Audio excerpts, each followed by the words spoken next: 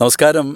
ഞാൻ കഥ എഴുതി സംവിധാനം ചെയ്ത ഓർമ്മകളുടെ തീരത്ത് എന്ന സിനിമ ഉടനെ റിലീസാകും. അതിൻ്റെ വർക്ക് നടന്നുകൊണ്ടിരിക്കുകയാണ്. അതിൻ്റെ 2 ഗാനങ്ങൾ, അതായത് ഓർമ്മകളുടെ തീരത്ത് എന്ന ആ ഗാനം ഇറങ്ങുകയുണ്ടായി. അതിൽ മെയിൽ വേർഷനും ഫീമെയിൽ വേർഷനും മൂവിയിലുണ്ട്. ഈ പാട്ട് എഴുതിയത് ഞാനാണ്.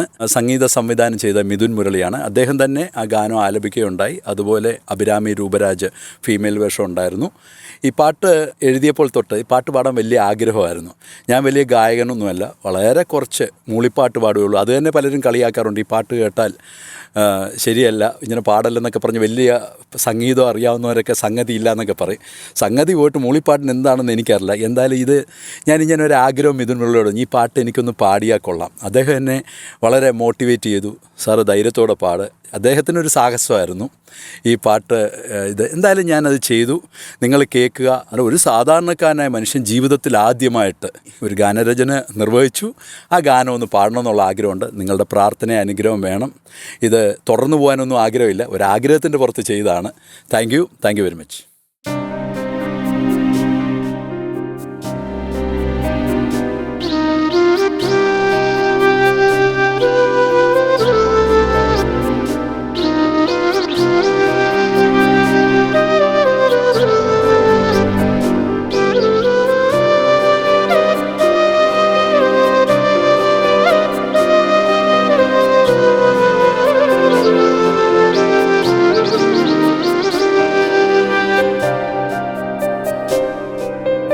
ഓർമ്മതൻ തീരത്ത് നീ എന്നെ തേടും, മൗന കണ്ണീരിൽ ഹൃദയം നീറും.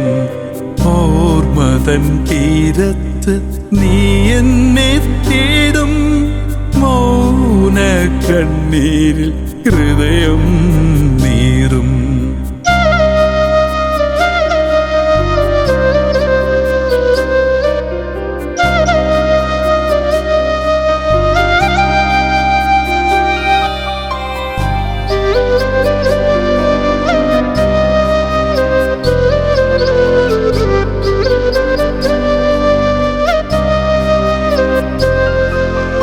എൻ വാക്കുകൾ കാറ്റിൽ പറന്നു, നിൻ സ്വപ്നങ്ങൾ മൗനമായി തേങ്ങി.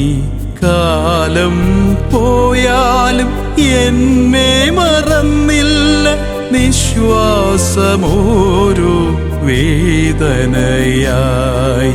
കാലം പോയാലും എന്നെ മറന്നില്ല, നിശ്വാസമോരോ വേദനയായി.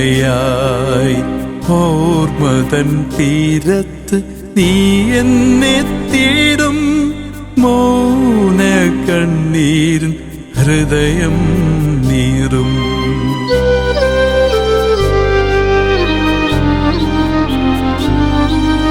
നീ വന്നപ്പോൾ ആശ തെളിഞ്ഞു, നിമിഷങ്ങൾ സ്വപ്നമായി മിന്നിത്തിളങ്ങി.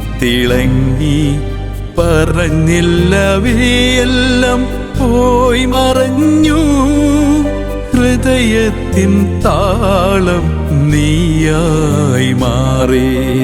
പറഞ്ഞില്ലവയെല്ലാം പോയി മറഞ്ഞു, ഹൃദയത്തിൻ താളം നീയായി മാറി. ഓർമ്മതൻ തീരത്ത് നീ എന്നെ തേടും, മൗന കണ്ണീരിൽ ഹൃദയം നീറും. മൗന കണ്ണീരും ഹൃദയം നീറും. ഹൃദയം നീറും. ഹൃദയം നീറും.